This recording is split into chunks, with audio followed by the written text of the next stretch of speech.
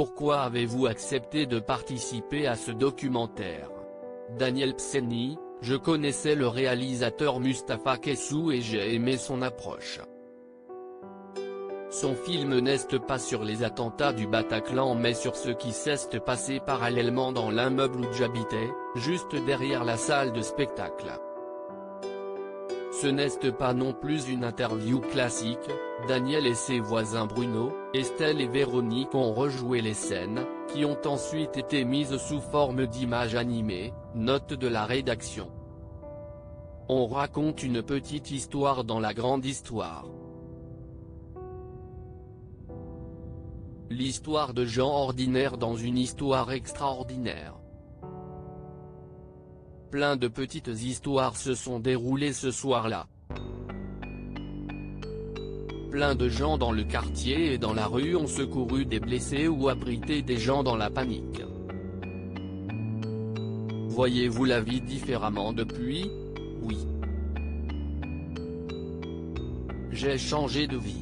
Je n'ai pas abandonné le journalisme complètement mais aujourd'hui, je profite de voyager, de voir plein de choses. Si est dû au fait que j'ai failli ne plus pouvoir le faire. Je me dis qu'il faut en profiter le plus possible car on n'est pas éternel. Comment vous sentez-vous à l'approche du 13 novembre? Ça va. Je n'ai pas d'appréhension. Si est une date importante pour tout le monde en France. Je vis une vie normale. Je ne suis pas handicapé. J'ai des séquelles mais si est moindre comparé à beaucoup de blessés du Bataclan. J'ai eu la chance que la balle me traverse le bras et ne fasse pas plus de dégâts.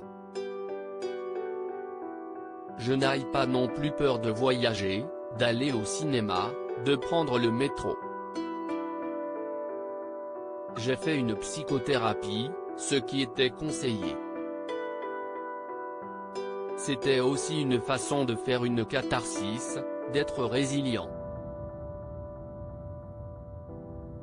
Je voulais tourner très rapidement la page. Aujourd'hui, je ne parle le moins possible mais dès qu'on me le demande, je réponds. Pour les 5 ans, je serai à Paris. Je serai là s'il y a besoin de témoignages pour éclairer et ne pas éteindre la flamme. Si est important. Il y a tout un travail de mémoire à entretenir pour toutes les victimes, pour toutes les familles en deuil. Êtes-vous toujours en contact avec Bruno, Estelle, Véronique, bien que vous ayez tous déménagé? Et avec Matthew, l'Américain dont vous avez sauvé la vie? Oui. Moi avec Matthew car il est rentré aux États-Unis et il n'a pas voulu trop participer au documentaire ni à des interviews. Si est son choix. J'ai revu Véronique, Bruno et Estelle pour le film. Sinon, on se parle par mail ou par téléphone de temps en temps. Quelque chose s'est créé ce soir-là car de fait, on a traversé le même indicible. C'était terrible. On s'en est tous sortis et si est tant mieux. Je m'en suis bien sorti car je n'aurais pas dû m'en sortir, je pense.